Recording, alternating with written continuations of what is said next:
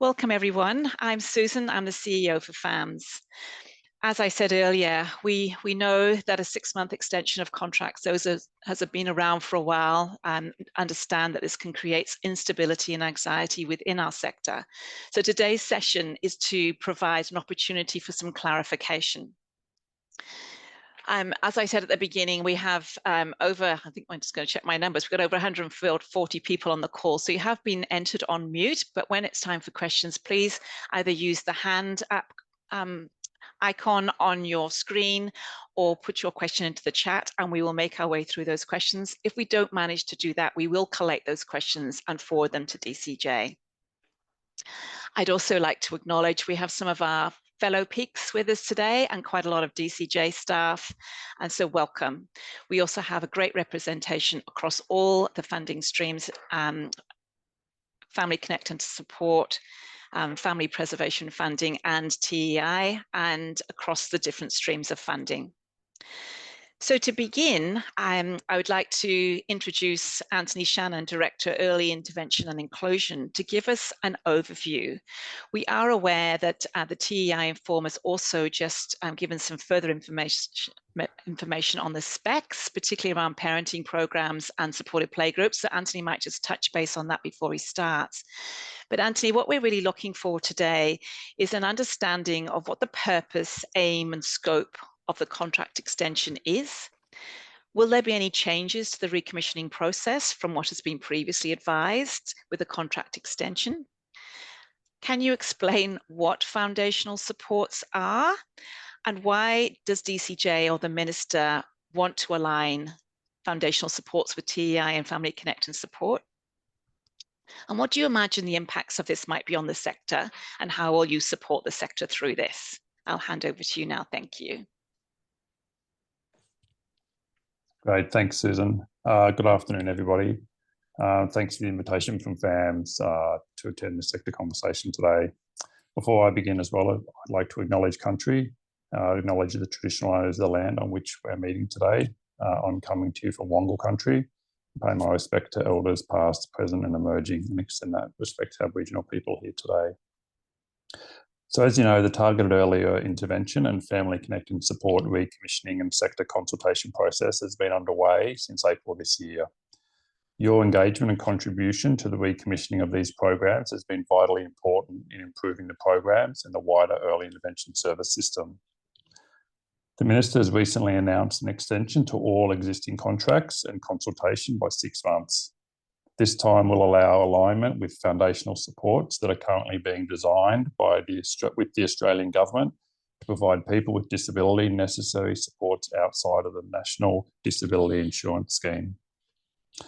What this means is that all TEI and FCS service providers with existing contracts will be extended under the current program specifications for 6 months until the 31st of December 2025.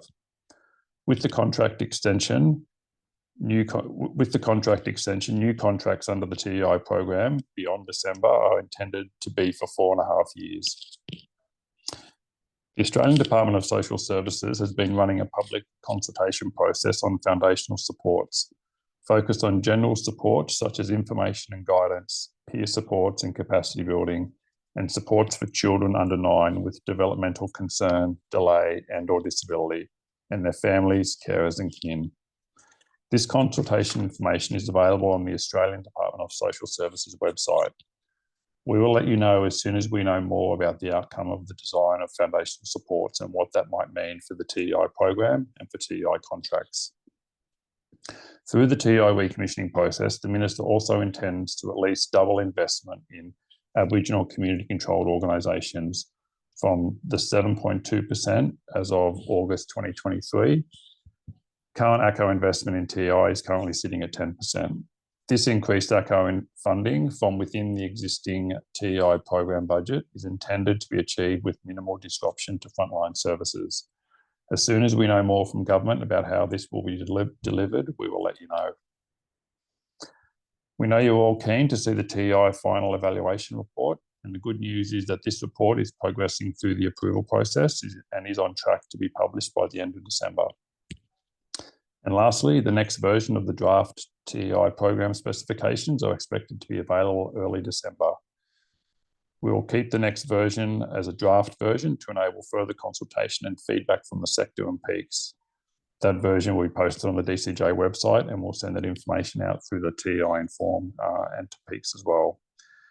And given that we now have a 6-month contract extension, this will also enable you to consider the draft specifications after the release of the TEI final evaluation report.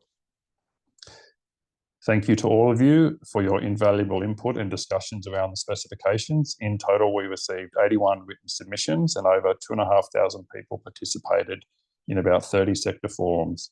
Your contributions continue to inform improvements to the design and delivery of TEI. And that's really the information this morning. All that information I've talked about this morning is available on the TEI recommissioning webpage. Happy to answer any questions and listen to any comments that people might have this afternoon. Thank you. Oh, you're on mute, Susan. So sorry. Thanks, Anthony. As you can imagine, that very minimal high-level information doesn't really help the sector, and as there's a lot of questions out there. I think one of the what we do know, all we know for sure, is definitely the extensions of the contracts, and it's aligned to foundational supports. So you also mentioned the transition to ACCOs and the target of 15%. So you just said with a minimal disruption. Is that what we want to know? Is that within the existing funding, or are foundational supports part of achieving this target? Well, the Targeted Early Intervention Program, as people know, has a 30% investment target for ACCO investment. We've been progressing towards that target. We're currently sitting on 10%. The Minister's indicated that the government wants to at least double the target, which was at 7.2% back in August 2023, to obviously doubling that's about 14.5%. That 30% target will stay remaining within the TEI funding. Targeted Early Intervention is a child protection program. Foundational supports is around supporting people with disability. We have no visibility or information from government around whether there will be or won't be a ACCO investment target for foundational supports, but we certainly know within the TEI funding envelope, our progress toward that 30% target will stay as is over the life of the next 5-year TEI contract. So is your understanding that foundational supports is an additional funding base, or is it going to be in exchange for some TEI programs? We have no information from government around what that will look like.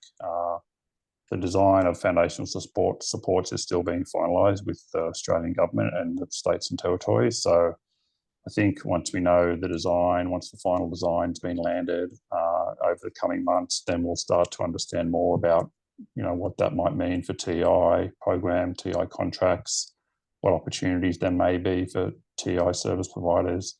All of that information at the moment is really unknown. It's really difficult to, you know, answer kind of what that might look like until we kind of know more about the design, and then obviously that will help inform what the implementation looks like. So, do we have any idea of when we will know? Because time is pretty tight, and in order for what you're saying is the Commonwealth government's going to decide, then the state's got to decide, then there's got to be a decision about how this gets rolled out. One of the concerns that the sector always has when there's an extension is that we'll end up with another one. Yeah, so what we know is the Commonwealth and the states have been negotiating this for some time. This consultation process that the Australian government's running has been open since the end of September, closes, I think, early December. And over the next coming months, you know, hopefully those discussions will progress with the states and territories, and the timeframe will become more clear.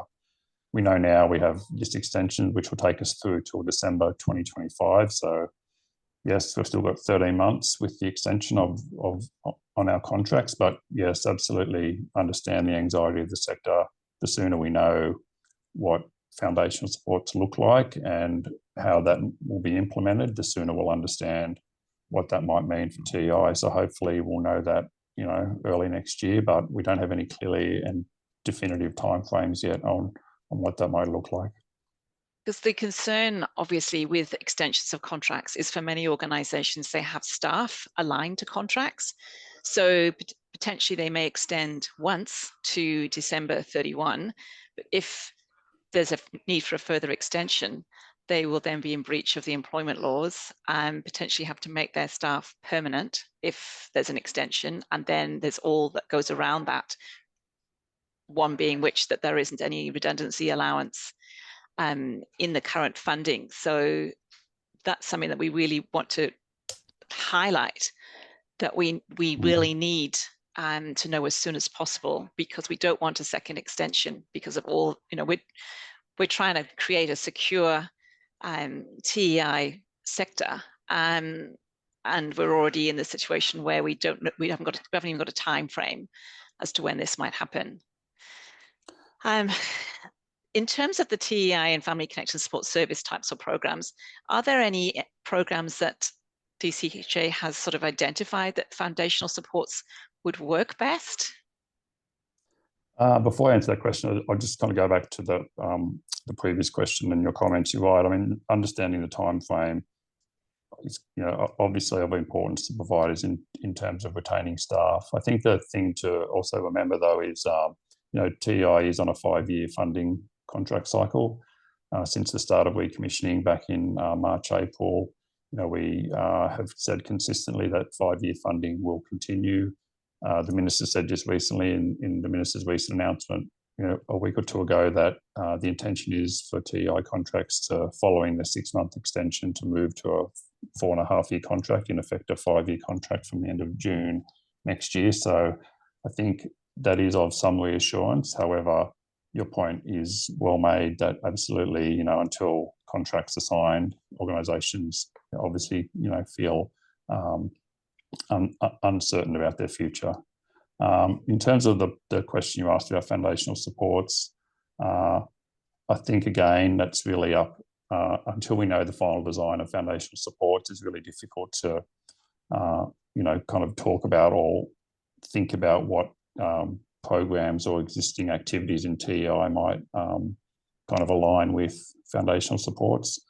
We know some peaks and the sector have had conversations about, the general supports part of foundational supports with the Minister, but certainly there's no clear information yet on exactly what TEI and foundational supports alignment may or may not look like. It's really kind of landing the design, which will help kind of inform that. And as we've said earlier, we're not there yet. So what we're trying to clarify is whether this is additional funding that TEI programs will be able to apply for, or is there a situation where a particular program might be identified and therefore an organisation might have to apply the foundational supports to that program? Well, certainly the foundational supports is a whole separate service system. It's its own service system. So the Commonwealth's putting in money, and each state and territory will match that funding. So there'll be new funding, if you like, in the wider service system around disability support. So that's certainly new funding. How that funding is kind of rolled out across the sector is the question that we don't know yet. So we know it's certainly new money to support the disability ecosystem that will roll out for foundational supports. But in terms of how that will roll out and how organisations may or not have an opportunity to secure any of that funding again is unknown at this stage. And is there an intention that there will be consultation about foundational supports and how that might be rolled out? Well, the consultation process currently being led by the Australian government's underway. I think kind of as the kind of model becomes clearer, we'll have more, government will kind of provide more direction around kind of what that next phase of design of this, of what in New South Wales, what it looks like. We don't have a lot of information around that yet from government. But certainly, I think, once the design's landed at the national and state level, certainly that'll, obviously precipitate the next step to see kind of where that leads. There's a sense of urgency to be involved in how that's rolled out, and we need the sector to be part of that consultation because they're on the front line and they know what the effects will be. And I know you're not able to answer them. You see some of these questions, I can sort of see that from your responses to date, but I'm trying to come to terms with what were the advantages or incentives for organizations to move into foundational supports. But what I'm hearing you saying is we don't know what that will look like. So it might be you can apply for extra funding to enhance the current program, or you may design a new program, or you may find that one of the programs you do is now under foundational supports and not TEI. Are they three things that are being considered by the Minister?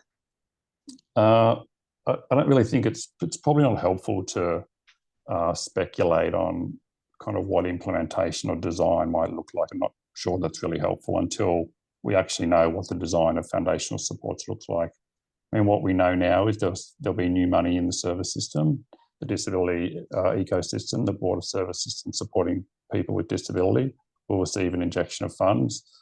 But really, to be honest, how that rolls out and how it's implemented is unknown. And I'm not really sure it is useful to kind of theorize at this point until we know really what it looks like.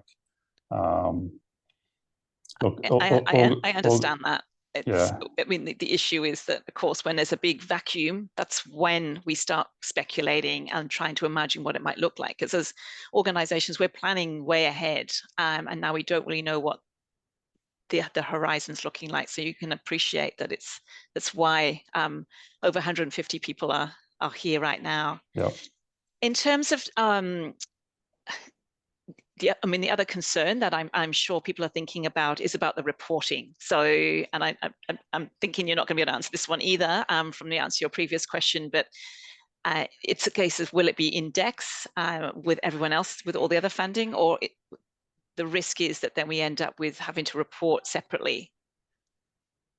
Yeah, again, I think it's really too early to even have a conversation about reporting when we don't even know what the design of the model looks like and implementation. So, yeah, I think we really can't answer that question. But look, organisations that support people with disability, they'll be across some of the consultation process that's happening now with the Commonwealth.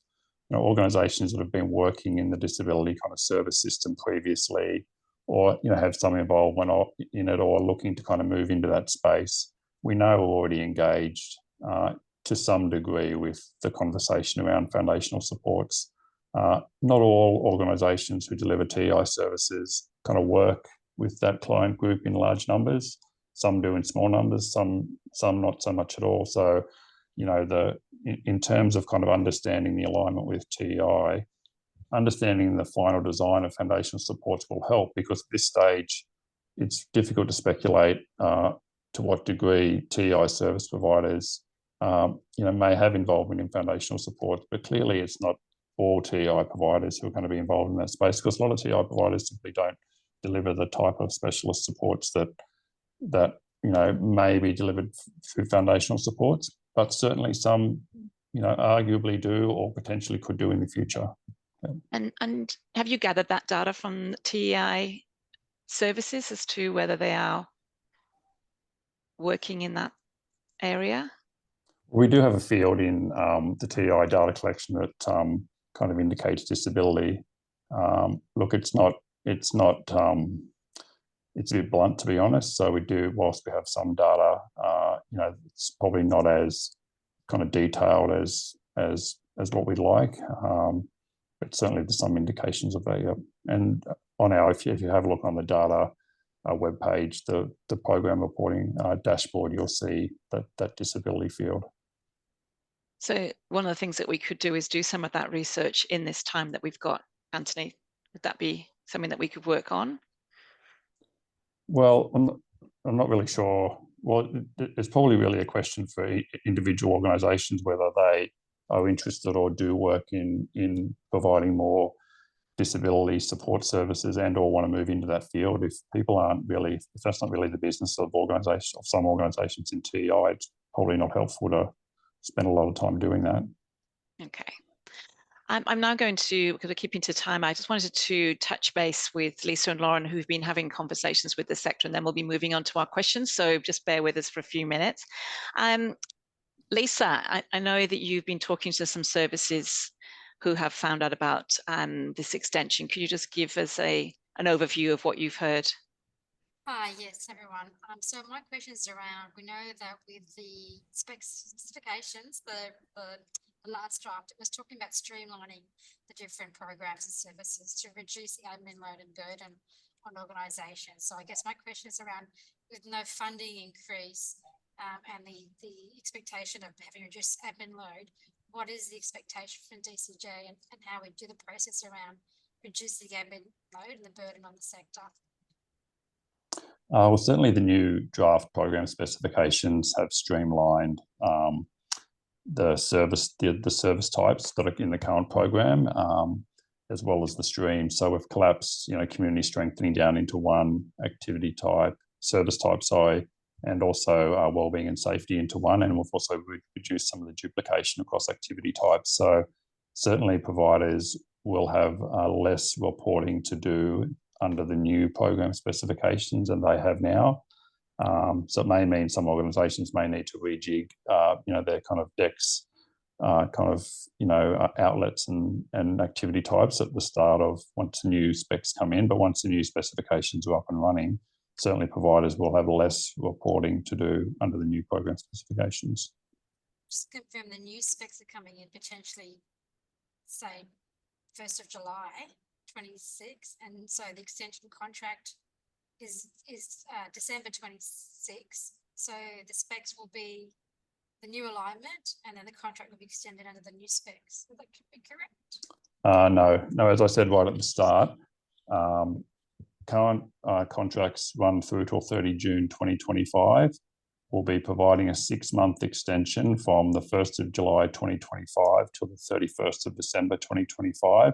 And that extension will be on people's existing contract under their existing program specification.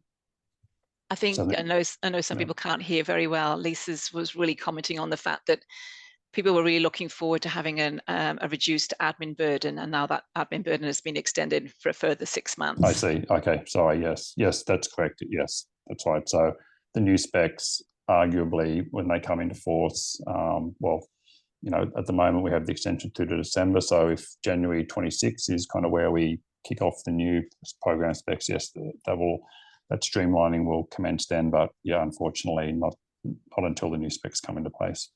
Sorry, I misunderstood your question, Lisa. Lauren, can you give us a little bit of insight as to what you've heard in your conversations with the sector? Thank you. Hi, everyone. The question I wanted to ask is, essentially, is it business as usual until December 2025? And would you say that this gives us a bit more time to figure out how we're going to shift to the evidence-based programs that have been discussed in the reviewed specs? So, trying to look at gathering some evidence, particularly if people are wanting to put forward their own programs, or reviewing the list a bit more in-depthly, looking at opportunities for training, that sort of thing.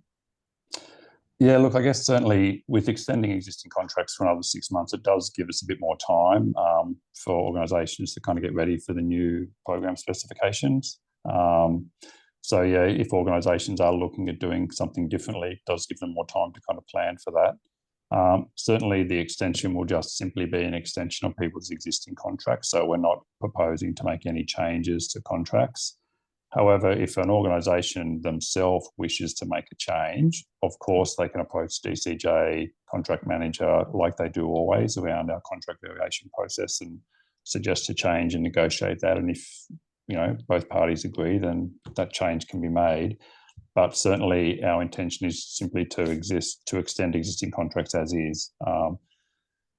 Organisations that might be thinking about delivering a different evidence-based parenting program, for example, or kind of pulling together some evidence around a locally designed parenting program that they've been wanting to put forward to say that we think this better suits the community in which we work.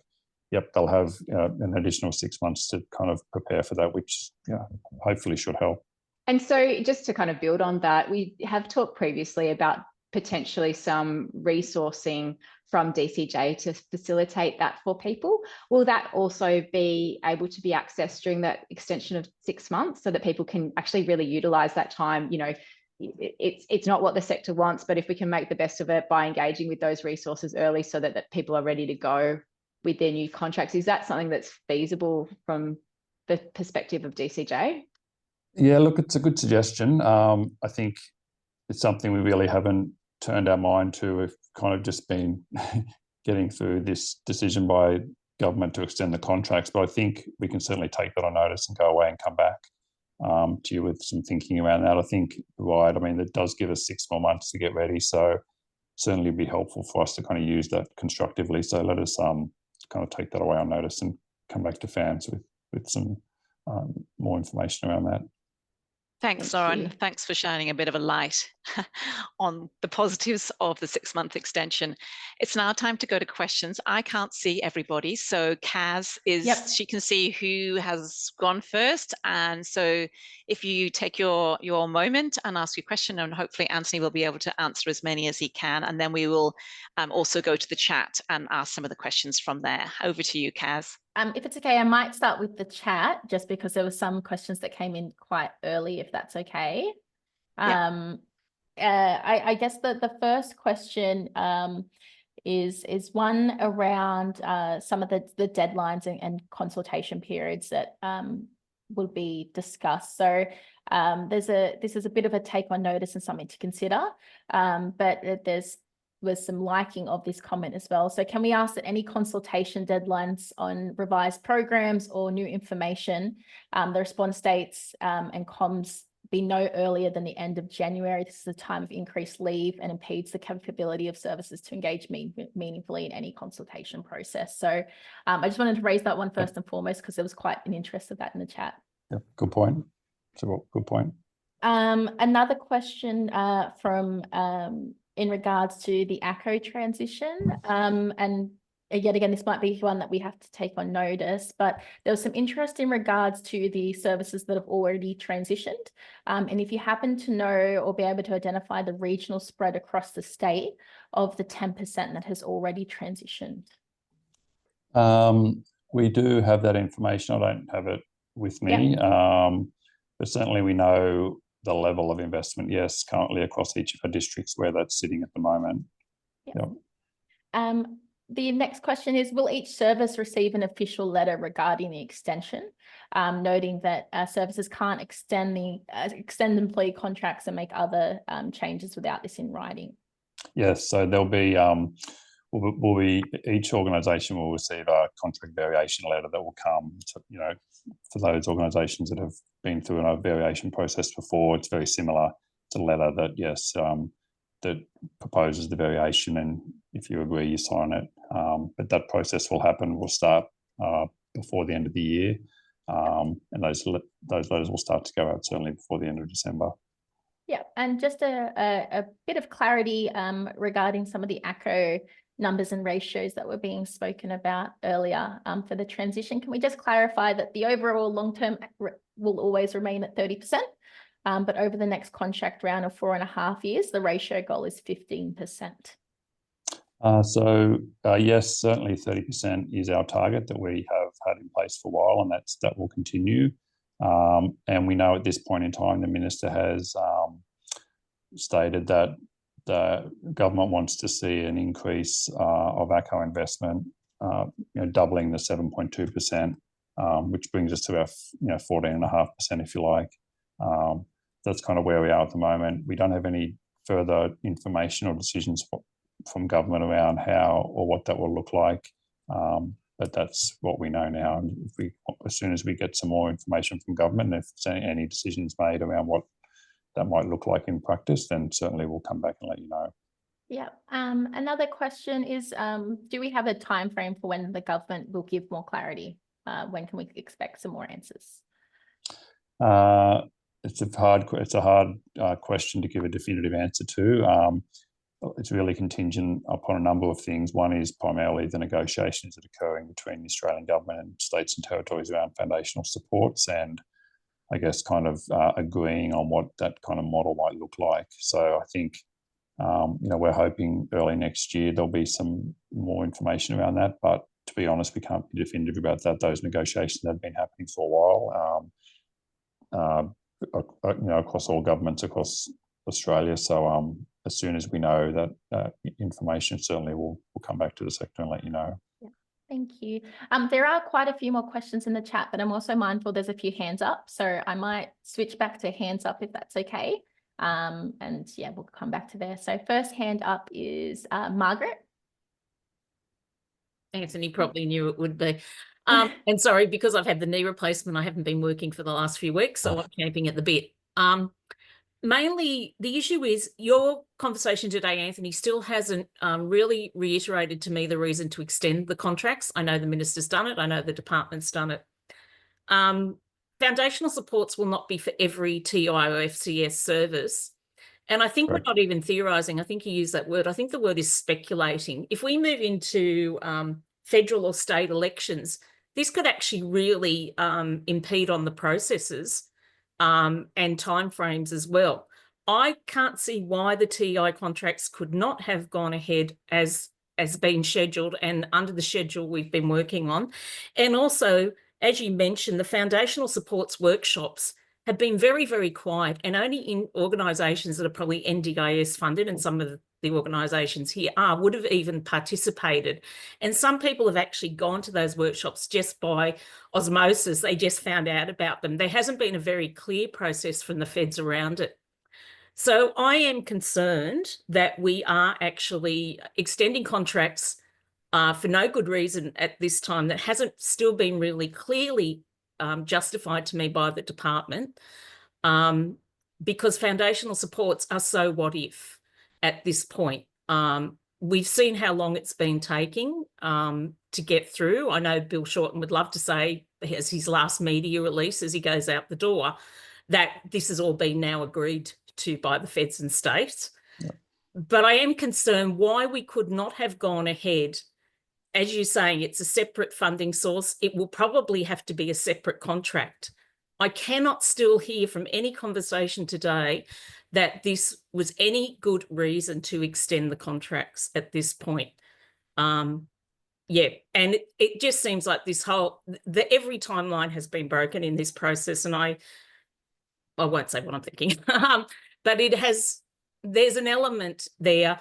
And I'll let other people talk about the parenting program lists because I have lots of questions. I've been doing some research today on some of them.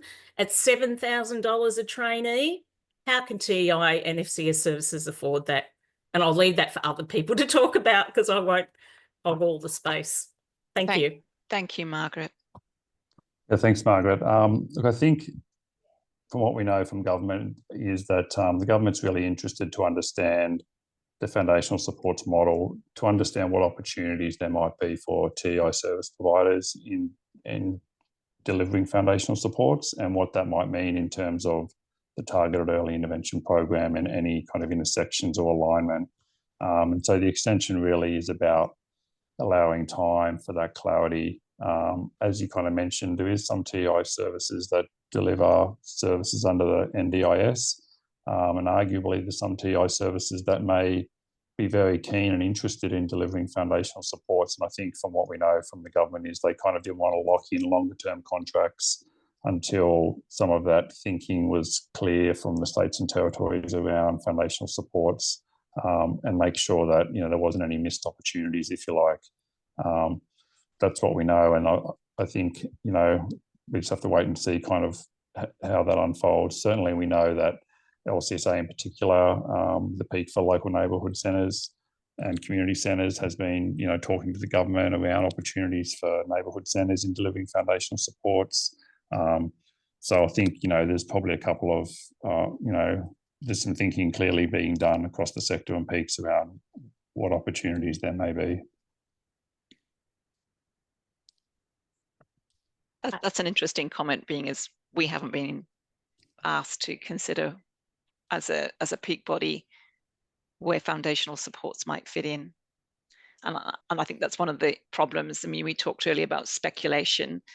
There seems to be a lot of conversations being had, but there isn't a clear outline or action plan. And as Margaret says, I'm still grappling as well with why, but I realize the decision's been made and we need to move forward.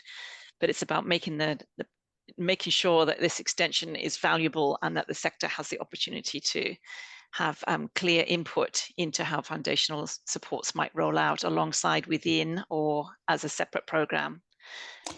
Yeah, certainly. I think, Susan, that's a good point. As soon as we know more about the design, I think, working with FAMs and some of the other peaks around what opportunities there might be for TEI providers and members, I think, will be really important. Yeah. Thank you, Kaz. Beautiful. There are some questions that I might go to that are from the chat again. There's quite a few in there. So will services be expected to start transitioning to the new program specs in the in January 2026 period? And if it's January 2026, has the department considered the impact of model transitions in a January period? Look, good questions. I think what we know now is the extension will go through to the end of December. If that time frame holds, then yes, we will be implementing the new specifications, in January. I think if you look at the program specifications for the majority of providers, there's not a lot of significant change, to be honest. I mean, there is some streamlining of activity types, which will streamline reporting and, yes, require some changes to the way people report their data. But in terms of service delivery, we have the main changes really around us landing our position on parenting programs and supported playgroups, which really allows people to continue to deliver locally designed programs or choose from an evidence-informed list. So, that option is still available to continue to deliver locally designed programs as providers are doing now. I think the point that was made earlier around, I guess, ironically, this extra 6 months gives people an opportunity to kind of pull together some of the information around their locally designed programs. So that'll certainly help. But look, you're right, January, December, February timeframes are not ideal for kind of, kicking anything off. But look, we're just going to have to keep talking with you and kind of working with you over the months as we know more about kind of what those timeframes look like. Thanks, Anthony. The next question actually flows into that one a little, and it's one of the challenges is the uncertainty for staff, particularly in supported playgroups, with the possibility of quite significant changes. This leads to staff turnover and difficulties for recruiting, and it may require different staff makeup, etc. Will there be flexibility in expectations of meeting targets over the 2025 calendar year with inevitable staff anxiety, turnover, and difficulty in recruitment? Look, it's a good question. I think, we would certainly commit to communicating and talking with you around kind of timeframes and information as soon as it becomes available. And if there's any kind of implications on kind of contracting and service delivery around kind of how the next, 3, 4, 5 months unfold, certainly we're open to kind of considering that. At this stage, though, I guess, thinking forward, we've got 13 more months of service delivery. The contract variation is simply continue to deliver what you're delivering. So we're not expecting, we're not asking organisations to change anything with the 6-month extension. But look, certainly with supported playgroups, it's a kind of interesting kind of point you made.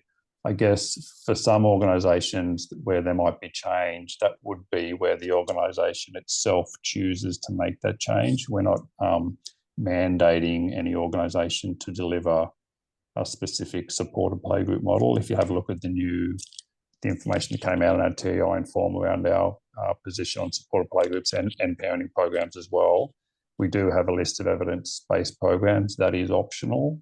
If you do wish to continue to deliver your locally designed program, you still can do that. There's a process we've kind of proposed around how you'd provide some information to us around that, and we consider that. But certainly the intention is to continue the flexibility, continue our evidence-informed practice approach around supporting local innovation, the importance of client voice, practitioner expertise, building that local evidence base locally. Is something that we've kind of, I guess reinforced and made clearer in the new draft, which will be up soon. And that's really based on a lot of feedback we heard from the sector. So any kind of changes that supported playgroup providers wish to make themselves, will be something that they'd probably lead. So yeah, there's certainly no mandate to deliver a specific playgroup model that will come from us. Thanks, Anthony. Sorry, just a moment, guys. There's quite a flurry of questions in the chat, so I won't be just a second. Anthony, I think it's important to reiterate that organizations that there's constant mention of insecure jobs and trying to recruit. And so organizations, again, have been thrown into the fact that they potentially can't recruit a full-time worker. They have to recruit someone on a contract because of the extension. So I think it's really important that that's taken into consideration when the new contracts are rolled out, because people may have to actually start again and recruit, because people won't wait along and they won't join a 6-month contract.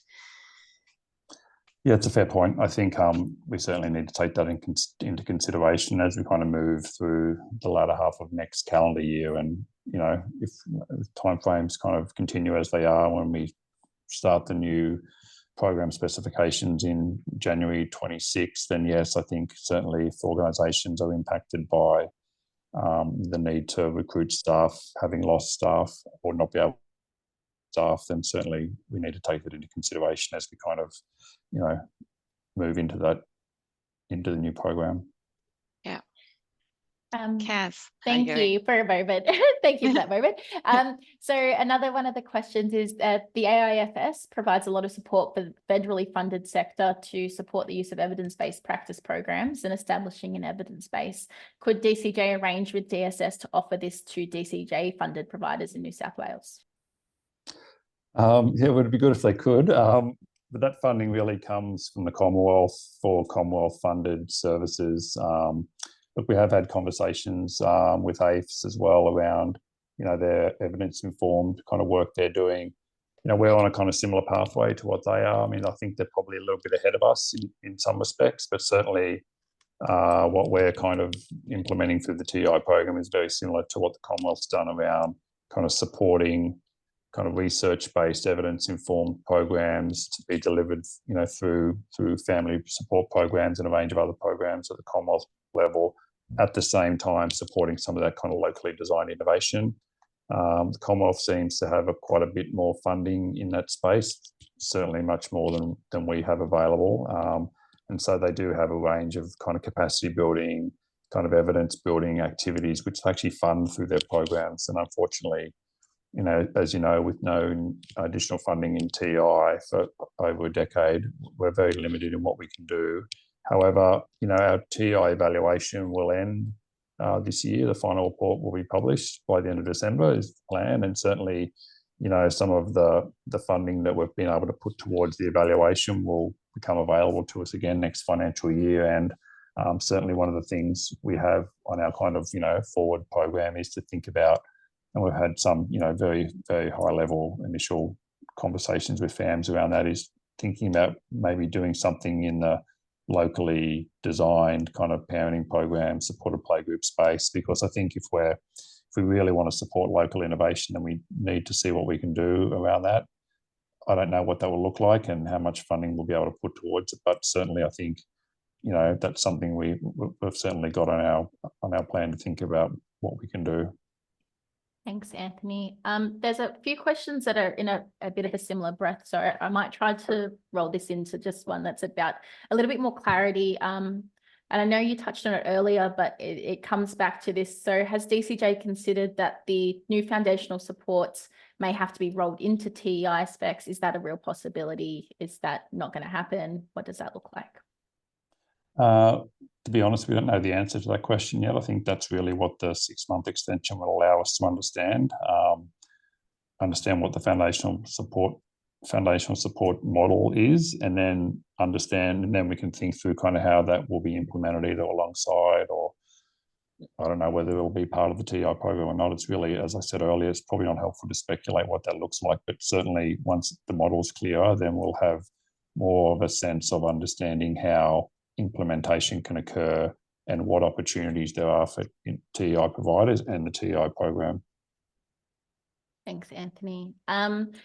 There's a question here about some further clarification regarding the revised TEI parenting programs list.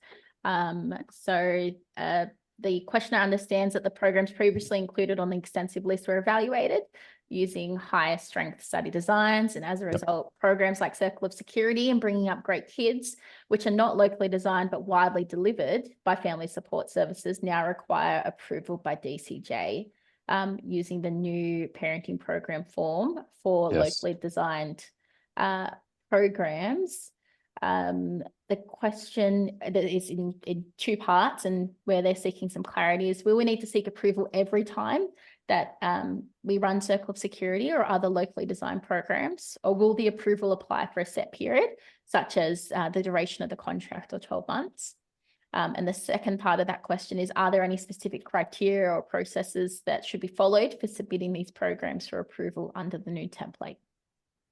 Yeah, so the example you gave about those two programs, we've really got two, for parenting programs, there's two kind of pathways, I guess. We have this short list now of evidence-informed programs, and every other program that providers wish to deliver that's not on the list, we've kind of grouped and just called them locally designed programs. So those two programs that you mentioned, whilst they may not necessarily be, technically locally designed by the individual organisation, they're kind of in the locally designed kind of pathway. And for those programs, I think our intention would be that when you sit down to negotiate your contract, if you're planning on delivering, for example, Circle of Security, you would kind of put that on the table, you'd fill out the template, if we approve that, you'd go off and deliver it over the life of the contract. If you decided to, at any point during the life of your contract, to not deliver Circle of Security and deliver something else, that again is a locally designed program, we probably ask you kind of come back and have that conversation with us, and go through the same process. So the intent is, if you're going to deliver, for example, Circle of Security over the life of your 4.5-year contract, you only need to go through the process once. But if you decide at some point to change what you're doing, then obviously you need to go through the process again. We do have if you have a look on our TEI recommissioning webpage, the links in the TEI Inform, we do have the kind of template up there. It's pretty straightforward. It's only about 2 pages. We asked you to kind of fill out some information, which is really, to tell us a bit about kind of the evidence behind what you're doing, the theory of change, and what you're actually delivering. And part of that is really for us to kind of obviously, yes, understand what you're delivering, but it's also helpful for you over time. And as I mentioned earlier, if we do want to kind of go into the space of putting more investment into, evaluating some locally designed parenting programs, for example, the information that you provide us in that kind of template will obviously be really helpful for evaluators to understand what is actually being delivered, what's the theory of change, what's the evidence behind it, who's it supporting, how's it being, all that kind of practitioner knowledge that you kind of bring is really will be really helpful. So have a look at the process on the website. Look again, the specs, the program specifications will still be draft when they're up. If you've got any kind of feedback on the template or that process, please let us know. We can, consultation will still be open for quite a number of months, so we can kind of refine that if we think there's anything kind of any really constructive feedback where we think we can improve that process. Thanks, Anthony. Another question was just in regards to the length of contracts. So initially, obviously, everyone was advised there would be 5 years of contracts. Just seeking some clarity over why 4.5 years now, recognizing, that is the extension, but why the 4.5 years instead of 5 years? Well, I guess from what we understand from government, the current contracts end on the 30th of June. So from 1 July, there's a 6-month extension. Plus, then there's the intention is for a 4.5-year contract. So, from the end of existing contracts, that really kind of gives a 5-year time frame. Albeit there's a 6-month extension plus 4.5 years. So that's kind of what we've been advised from government. And then again, it will be a 4.5-year contract for staff. It won't be a 5-year contract. Correct, yes. So it won't be a 5-year contract is really what I think the message is. Thanks, guys. So the next question, and there's a couple coming through in the same breath, just about the dissemination of information. So there's some clarity and some desire. So will the department commit to ensuring that communications about contracts goes to providers as opposed in TEI Inform. Disappointingly, staff found out about contract extensions at the same time as organisations through the newsletter email, and this was particularly unsettling for staff who were expecting 5-year extensions. They aren't sure if this was just their organisation's experience, but yeah, it was still disappointing. Yeah, look, certainly in terms of the formal contract variation process, that contract variation letter will go to the organisational contact who organisations have provided to DCJ as the person on their contract. But in terms of, I guess, communicating with the sector, look, our practice over the last, certainly this recommissioning phase since March, and certainly, you know, for quite a number of years before that, is to talk quite widely and broadly with the sector through, you know, forums such as this, a lot of kind of face-to-face district kind of forums and workshops.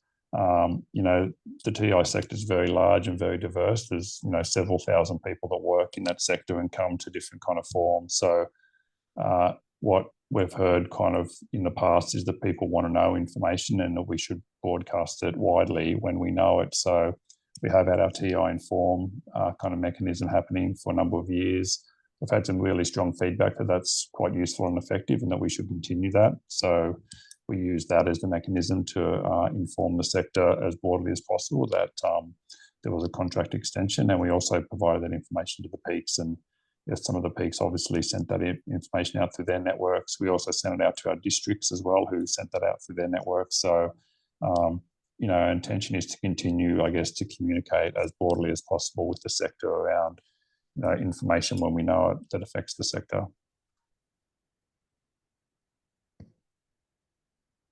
Oh, sorry, I should unmute myself. There's another question here just about some of the protocols and accreditation that's attached to the NDIS. So will some of the existing NDIS protocols potentially flow into foundational supports and be an expectation for TEI providers? Look, I have no information at all around that. I can't really answer that question. That sounds like a question that's kind of linked to the design of foundational supports. But look, what I will say is foundational supports, the foundational support system is being deliberately designed by states and territories to support people who, you know, who don't qualify for the NDIS. But whether any of that accreditation information you mentioned, which I have, you know, no visibility of, kind of flows through into that system, again, I have no information around that at all. It'll really depend on what happens with the foundational supports design model.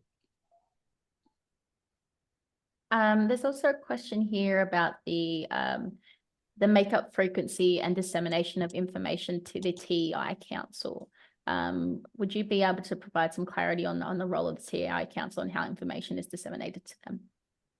Yeah, so we have an early intervention central council, which has come back together you know, early this year at the start of the recommissioning process, and that really involves the 5 state peaks that kind of work in this early intervention space. So FAMS, Youth Action, NCOS, LCSA, and ABSEC. They all attend the early intervention central council along with DCJ representatives. That's really a key mechanism for us to, you know, have strategic discussions with the peaks around recommissioning. You know, obviously there's a lot of information we provide that gets discussed there. And, you know, peaks provide, you know, information back from the sector around, you know, the recommissioning process that's been happening over the last few months. We've been meeting, we initially started meeting bi-monthly, but we've moved, I think, to monthly for the last few meetings. We only met just recently once the Minister made the announcement around the contract extensions. We've got one more meeting before the end of this calendar year, and then we'll have scheduled monthly meetings next year as well. And look, I'd certainly encourage you to talk to your peak about, you know, obviously their experience and involvement with the Central Council. I think importantly, this is one of the things that FAMS has done today. We as soon as we were able to give that information, I was on the phone to Anthony within minutes of that coming out to organise a sector conversation, because we really empathise with the sector in terms of information goes out and all it does is it's so broad and high level, it causes insecurity and the comment that was made earlier about a staff member receiving that information and then not being concerned even for their own role. And as we know, with the situation at the moment with the cost of living crisis, the insecurity of not knowing that, it's not long now and I'll have another 5-year contract, or my job's secure. I think this really highlights again why there are so many people on this call today. And I don't know the answer to it in terms of the information, because as you said, Anthony, it's very diverse, but I can appreciate how difficult that would be if a staff member received that and then went to their manager to say what's going on and the manager can't answer. There's also a question here about the TEI evidence-based programs list. So just seeking some clarity, there's still substantial concern for some of the programs and how they impact cold families. And just wanting some clarity around how the list was decided again. And yeah. Yeah, so where we've landed with both parenting programs and supported playgroups, where we've landed is we do have a list of evidence-informed programs that we're proposing. If you wish to deliver an evidence-informed program, we encourage you to choose one of those programs off the list, and those programs have been demonstrated at a high level, kind of evidence-based to deliver good outcomes for families and children. If any of those programs on that list do not fit the community in which you're working, and I think called communities is a really good example. You may be delivering a different supported playgroup or parenting program that you've designed yourself or adapted from some other program that's not on the list, or it's a combination of elements of programs. You can still do that. The process is available to you. As I talked about earlier, there's a template we've got which you'll kind of fill out some of that information and send that into us to have a look at. Certainly, we recognise that a lot of the evidence base in both these spaces, comes from overseas. There is programs on the list which, our FCS kind of, which is our research and evidence team here in FCS, have deemed to either have been delivered in Australia or be suited to the Australian context. But certainly, that doesn't mean that they're the only programs that we want to see in the program. We do recognise and want to continue to support kind of local innovation. And I think the kind of the court example, working with communities where those programs that you don't think they fit your context and your community, put forward the kind of work you're doing now in that parenting or supported playgroup, and certainly keen to look at that, and certainly keen to support local design and innovation, because really that's what we need to do in our TEI program to continue to kind of build the local evidence base. And certainly our evaluation, which will come out shortly, will give some strong information around the effectiveness of TEI. So we're kind of looking forward to kind of building off that. Thanks, Anthony. There's a question about output targets. So will the extension include 6-month output targets? The current contracts are based on 12-month output targets, and many programs are influenced by seasonal timelines, meaning the outputs may not be directly proportional if simply halved. Look, to have that conversation with the contract manager, I'm sure that, that's not a new issue if that's the kind of situation you're in. Certainly, I'm sure that you and your contract manager probably talked about that before. So, yeah, certainly encourage you to have that conversation locally. Thank you. I just want to remind as well, everyone, that this session is being recorded. There are some questions coming through that might have been answered previously, and we are recording questions for DCJ if we don't get to them as well. So just reminding that in the chat, there's quite a few questions coming through. So thank you, Cav. On that note, if you don't mind just me taking another moment, as I said, the chat's coming through thick and fast, so it won't be a moment. Is there anyone else who'd like to ask a question? I think importantly, what we're hearing is there's more non-clarity than clarity. And the sooner we have some clarity, the better. And it's been compounded, as people have said, by the fact that it's likely to be that period of time. And in terms of the contracts being put in place, foundational supports or not, when are your thoughts in terms of renewing those contracts? Because we don't want to be doing them on the 31st of December. What's your time frame for getting contracts signed off to begin in in January? Well, look, ideally with our current recommissioning process, what we communicated right from the start of the process and throughout the process was that, we'd come back to the sector with, 3 to 4 months before the end of existing contracts and let people know, kind of what was going to happen. So certainly I think we'd look ideally to come back and do a very similar thing. So certainly by September, October, ideally, we'd want to be letting the sector know. However, as I mentioned earlier, there's discussions underway around foundational support. So we need to see how those timelines unfold. But absolutely, we acknowledge the importance of, providing information as soon as possible and giving providers enough time to understand what will happen towards the end of, the calendar year and the end of their contract, is important. So importantly for me, it's that we need to do some check-ins, because there's a point when we know that we're not going to get to that October deadline. So I think it's really important to get back to the sector. If we've heard nothing by February, for example, that's going to potentially delay us. I think the most important thing is that the sector is aware of where the decision process is, because what you're saying is there's quite a few that the Australian government's got to come into the negotiation with the state government, and the state government's got to come up with a plan. So that would be something that FAMS will be holding you accountable to, Anthony, is keeping us informed as to how the process is travelling and what the impact that might be on the sector. Absolutely. I think you should keep talking to us about that, and as I mentioned earlier, we'll kind of talk to you more as we know. Certainly with the contract variations, the current extension, the letters will start to go out to providers before the end of this year.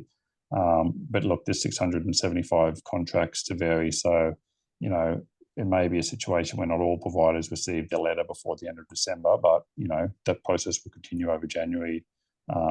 That the contract variation process is not that complicated, but there is quite a bit of effort involved in, getting all those letters out. Obviously, organisations need to get their board, whoever the correct signatory is, to sign them and get them back to us. So that'll take a couple of months to work its way through. And a huge amount of money, resources for 6 months, unfortunately, that we could have been reinvesting into the 5 years, as the sector has said. How are you going, Kaz? I can see a hand up, but I don't want anyone to jump the gun. No, wonderful. I just want to check quickly. I did see a hand up before we go to Jackie. I saw a hand up from Michael Burke. I just wanted to check, Michael, was your question answered? Yeah, it was around the recommissioning dates leading up to the new contracts, and Anthony's points were helpful there. So thank you. Okay, great. Thanks, Michael. Okay, I'll go to you, Jackie, if that's okay. Yeah, hi. To assist with staffing continuity, will services be informed if DCJ is thinking that their contract will not be renewed for the 4.5 years, so that services have some kind of security and can assume they'll be getting the 4.5 year contract if they're willing and able to meet, obviously, the service specifications, and if there's not significant changes, I guess, to the foundational supports? Yeah, look, certainly if any decisions are made around contracts, as soon as we're able to communicate those to service providers, we will. There's been no decisions from government yet around recommissioning, aside from the extension of the existing contract. Government's made no other decisions about recommissioning, and still considering all that local planning information that was that providers have been through in those conversations. So as soon as we know more around outcomes of any of that and implications for individual contracts for providers, certainly we'll communicate that. Okay, thanks. Thanks, Jackie. Just another question in the chat. So timelines and communication are essential, especially as there is an upcoming federal election. With a note from another commenter saying this also means there's a caretaker mode that will have real impacts. Have the impacts of this been taken into account? Look, I can't really comment on when or not federal elections will occur. Certainly, we can only work with the timeframes that we've been given, and we do know that the Commonwealth and the states and territories are negotiating the foundational supports model now. Hopefully we'll have more information early next year around that. if an election's called and it impacts on those timelines, then we'll know that then. I mean, we don't know anything more about that. Thanks, Anthony. A question that comes back to a similar question that was asked earlier in regards to districts and ACO transitions. When will we know how each district will do the ACO investment uplift, or will we know? Well, again, I think we're in a position where we're still awaiting decisions by government around what that will look like. As I mentioned earlier, there's been no other decisions taken by government around the outcomes of recommissioning at this stage, apart from the extension of the contract. If and when those decisions are made, and if there's implications, obviously, for contracts and ACO investment, as soon as we know that information and we're able to talk to the sector about that, then that's what we'll do. But at this point in time, there's been no other decisions taken by government around that. So in terms of no other decisions, Anthony, you're saying that the commitment is the 15%, but they're not quite sure how they're going to get there. That's right. So the minister in the announcement the minister made, recently indicated that they want to move to doubling from 7.2 to arguably 14.5. But how that occurs, we don't know at this stage. Those decisions have not been taken by government as yet. We are currently sitting on 10% ACO investment. So yeah, look, if you're looking at the gap, you're looking at 4.5%. We need some decisions, don't we? Another question, Kaz? The questions have actually slowed down. I'm going to ask if anyone has any questions, please put them in the chat or raise your hand. As I said, some questions may have been answered earlier, and in the presence of time, I won't go back over them. There will be a recording of this that's shared in tomorrow's weekly wrap by FAMS as well. So yeah, if you have any other questions or feel like a question wasn't answered, Michael, there we go. Thank you, Anthony. I know the TEI review report is not due until December, but perhaps you've already seen some of the preliminary findings. What kind of considerations can we expect to be reading in that document shortly? Yeah, so we have seen the final report. It's gone through the human services data set governance mechanism and been through that process already and been approved. And that's kind of where our delays were with the interim report. So that's good. It moved through there pretty quickly. And now it's with the Aboriginal Health and Medical Research Council, the ethics body. So we're hoping that it'll come back out of there very soon and then up to our secretary and our minister to sign off, and then we can publish that on the DCJ website. End of December is still the plan. Due to some limitations around ethics and the human services data set requirements, I can't really comment on what's in the report, but I can say the final report is a full outcomes evaluation of the program and also an economic evaluation of the program. So it'll give clear indications about the effectiveness of TEI in terms of whether or not it's impacting reducing children and young people's contact with the child protection system.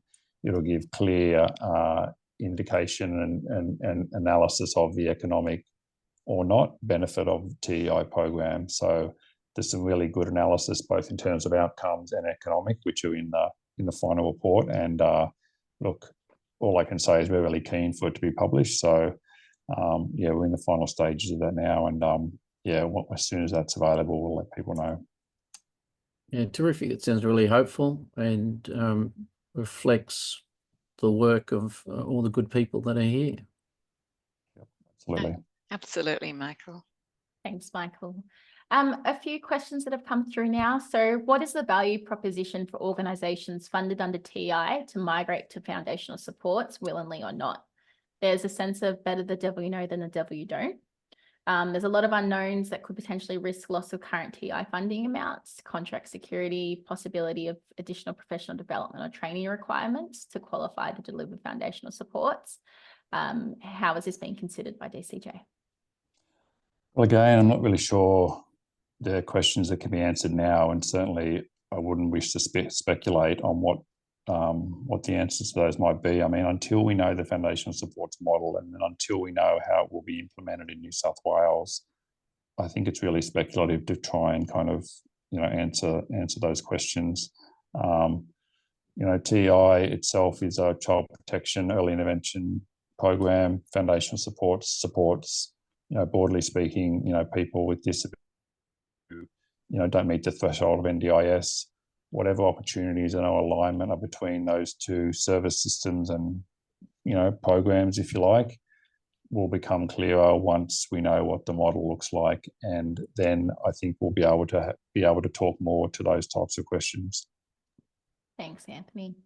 There's another question that's come through. Can services, as part of the variation of contract extension, take this opportunity to amend client numbers or service types based on the contracts being over 10 years old and services having local evidence, for example, shifts of community need? Yes, certainly contracts are not 10 years old, they're only 5 years old, but certainly you do have that opportunity if you wish to negotiate changes to your outputs. Certainly put that on the table when you have the opportunity, when your letter of variation comes back, and talk to your local contract manager around that. As I mentioned, we won't be putting forward any changes, but if you wish to make a change, then yes, absolutely, you're able to suggest that and negotiate that locally, like you can do at any point in time during the life of your contract with our contract variation process, which is a very streamlined process. Thanks, Anthony. It appears that some of the programs included in the revised parenting programs list are specifically designed for children and young people, particularly those with anxiety-related diagnoses. Is the goal to increase the delivery of these programs through TEI, especially for this target group? Well, the list of parenting programs that we've landed on really reflects programs of a very high research evidence standard that have been shown to deliver a range of outcomes really that we want to see across the TEI program for children, young people and families. And look, those programs, some of the nuances in the outcomes they deliver and the client cohorts that they work with do vary.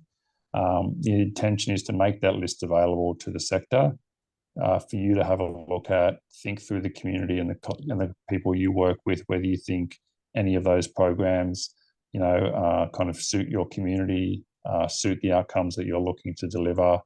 And, if you think it's better to deliver one of those programs, we would certainly encourage you to do that, because we do want to see more evidence-informed practice in the program.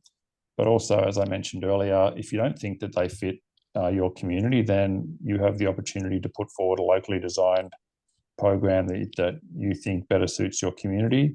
We have made no prioritization, if you like, of those programs on the list or specific client cohorts that we want to see or don't want to see targeted. Our work in this space is really to make the evidence available to you and ensure that you have the flexibility to design and deliver services that better meet the families and communities with which you work in. Thanks, Anthony. Just noticing the time, Susan. Yes, I was just watching it myself. Thank you, Kaz. Thank you. Yes, thank you. Thank you, everyone, for those contribution of questions. I think today's session has probably raised more questions, and we haven't had the clarification that we wanted. We weren't sure we would in my early conversations with Anthony, but I think it was really important for Anthony to hear directly from the sector the concerns, and for us as FAMs to advocate on your behalf on the issues that are important to you and the insecurity and anxiety that an extension of contract does create. So we will be doing that. One of the important things we would like to do, apart from thanking you, Anthony, we don't like to shoot the messenger, and so we hope we won't be too hard on you, but it's that's good. That's one of the reasons we call you in, to ask you some of the harder questions. We really appreciate you being honest, and of course it's always good, we want to know what's going on, but the hard thing about that is that you aren't able to give us a really good answer. But as we said earlier, we will be keeping in close contact with you and making sure that our minister does know about the concerns of the sector, and we'll be keeping track of the time frame to ensure that the sector is aware if there's any delays and what that might mean for them, particularly as many of them have spoken about in trying to keep staff and also recruiting staff if they need them. We wanted to just put a little poll out for the sector to complete, just to find out. Kaz, you're going to have to explain how this works. It's I'll all very launch it technical. That's okay. Thank I'll you. launch that in a second, guys, and that should come up on your screen. Some of you that are on phones might not be able to see it that well, but if you do have any burning interest in it, just let me know, and I can log your answers as well. So I'll launch that now for you guys. Thank you. And the questions really are about, if you have more questions and want another session, we're probably thinking that in the new year is going to be the best time to do that. We also want to know whether this session was useful. So if you can drop your little responses in, it just helps us as a peak body to know whether what we're doing is helpful to you. We're always looking for opportunities to improve how we support you as the sector and ensure that we have the empathy for what you're going through and are able to advocate on your behalf. The next steps for us will be to, as we said, we have recorded this session and it will be in our wrap on Thursday, so you'll be able to forward it to others if they need it. That will then be available on our website consistently under that page. We will also pull out quite a lot of the concerns and try and collate them together. And we will be advocating for the sector around those major concerns with the Minister and with DCJ. And again, I just want to thank everybody so much for coming today and listening. And we hear your frustration. And I think Anthony heard your frustrations today as well.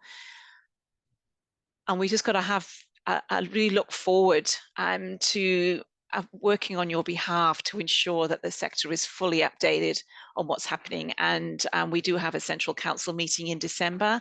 And if there's any information that comes available in that time, we will ensure that we get that into our wrap. So keep an eye on our wrap and watch our LinkedIn and our Instagram, because that is a really great way of us keeping the sector informed in a sort of live time frame as to what's happening.